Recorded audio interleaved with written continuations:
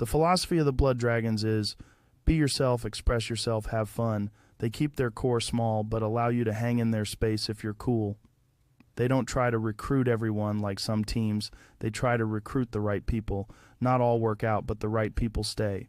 What the fuck is up with all of the roles in the Blood Dragons? Like, really, there's a chapter master, a master at arms, master of the grill, master of libations, and the bringer of light. Thank you for taking me on your show, Joe. You're amazing. So, I have a couple questions regarding the Blood Dragons. Who are they? I saw this guy with a red mohawk and a kilt and cowboy boots running around with a rocket launcher. Red Mohawk, yeah, that's Achilles. He's basically the leader of the Blood Dragons. He is also their chapter master. Uh-huh, I see. What is a chapter master? A chapter master is from Warhammer 40k, but essentially it's the leader of the chapter. In this case, it's the Blood Dragons. The chapter master wrote the Codex Draconis. What is the Codex Draconis? And most importantly, what does it do? It's a set of rules and expectations for the Blood Dragons, kind of like a rule book or Bible. But how they live with those rules is a true test of a Blood Dragon. I'm not gonna lie, sounds a bit nerdy. Oh, it most definitely is. The Blood Dragons are all kind of nerdy. Gamers, mostly. Some do D&D, others scuba dive, some play 40k on the tabletop. Sounds like a lot of 40Ks in the Blood Dragons. Yeah, if you know of 40k, you're basically halfway there. A lot is inspired by 40k for the Blood Dragons. But meeting these guys in person, they are more cooler than you'd think. Cool, so let's get into these masters of the whatever. Which one is the... He is Achilles of the Blood Dragons. He is no king, he is no lord, he is no captain. But they all know who he is and what he brings to the team. That's all that matters to him. They also know when he's around, they tend to kick a lot of ass and look damn good doing it. Who's the master of libations? His name is Delta. This guy is the creator of Dragonade and brings it every year for all to share in its glory.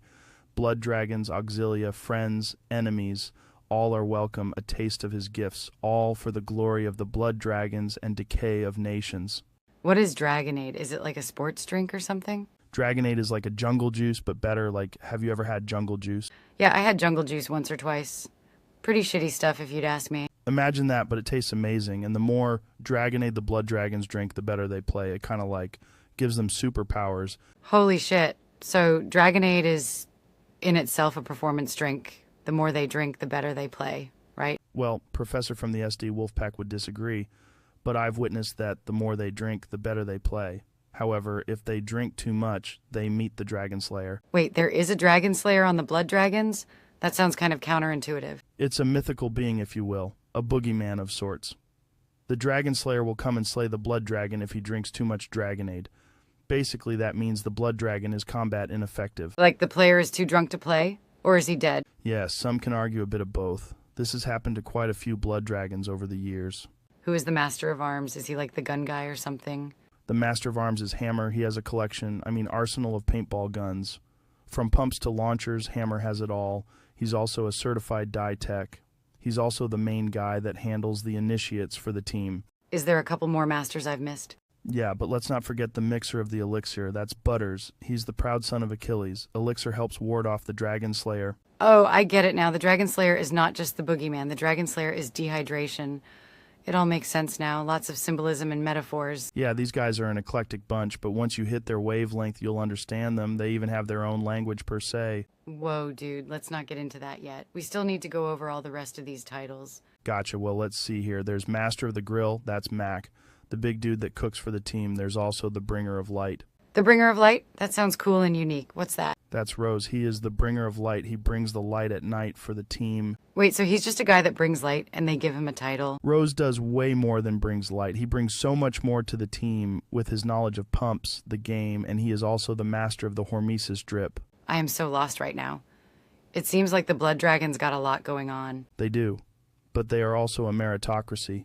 They celebrate what you bring to the team and they honor your notable deeds. They track attendance and keep a record of you.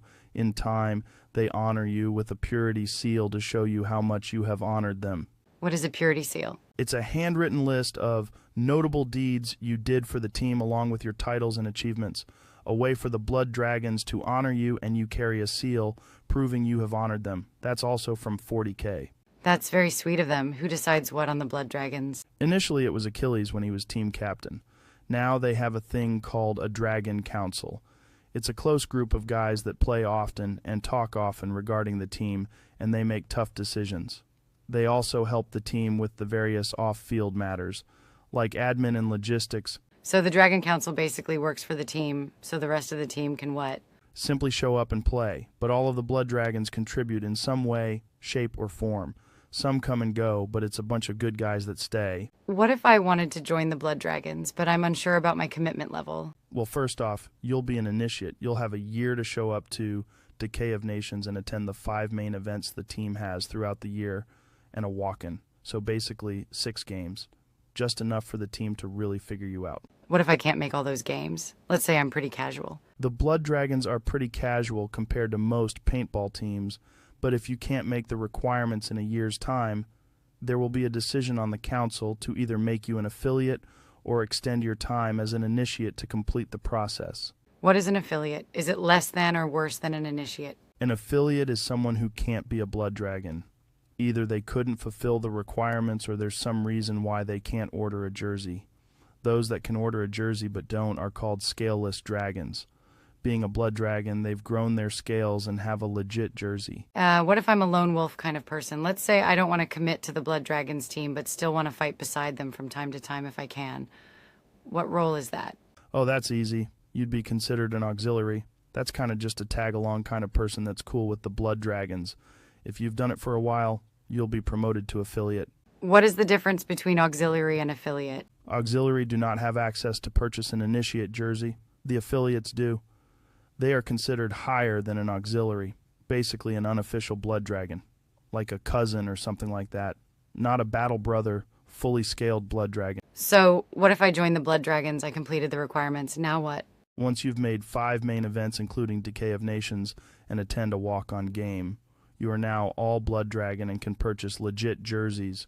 You are now a decorated battle brother. You are officially one of us and can hold a council position. Any extra perks on the council? What if I'm feeling hardcore and want to do some tourneys? Council has perks. Most are classified.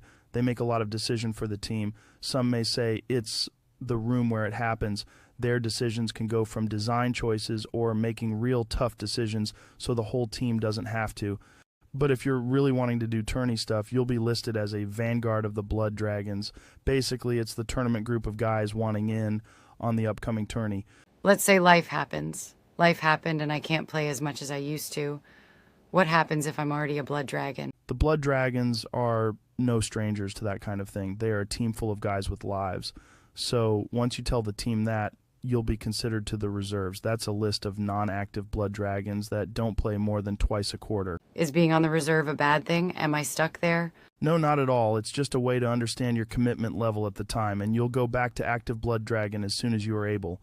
Very flexible team. Sounds cool. Say, I've heard of this event called a Dragon's Day. What is it? Dragon's Day is a special day. It's reserved for a time when there are a lot of active Blood Dragons, to the point they have their own private game kind of day. Custom games and giveaways. It's a celebration for the team. An auspicious day of glory for all of the Blood Dragons. That sounds like a really epic day for the team. Does it happen yearly? No, only when there are enough active Blood Dragons on the team. It's a special moment. I know the Blood Dragon Council can't wait to host another one in the future. Lastly, what kind of team are the Blood Dragons? The Blood Dragons are a shock and awe kind of team. Won multiple decorations at events. Heavy weapons kind of guys. Lots of firepower. Mechs to break the lines and rockets to break the spirit.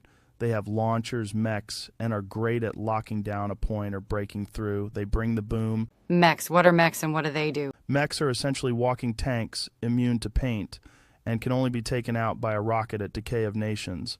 The Blood Dragons call their mechs the Line Breakers.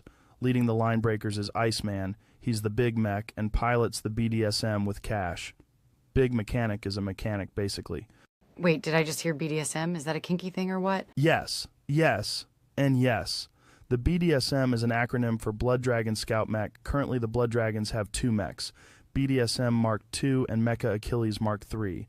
And speaking of kinky, when enough Dragonade is drunken, they launch a dildo out of a launcher. The more I know, the worse it gets. Yeah, they named it too. It's a clear dildo named Crystal. They also have a mascot named Drago from Dago. He sounds like Snoop Dogg. So they launch a dildo annually that has a name and a mascot that sounds like Snoop Dogg.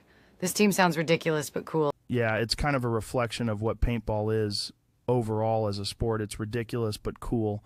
At the end of the day, The Blood Dragons know it's just a game, and they don't take things too seriously. There's a saying they have, fun and glory is the goal, victory is a bonus. What's up, y'all? This is your boy Drago from Dago. If you made it this far, then you just learned a lot about the Blood Dragons and how they operate. If you are ever interested in showing up, send us a DM and show up to one of our games. Let's roll out. Guns out, locked and loaded, you dig? Drogo out.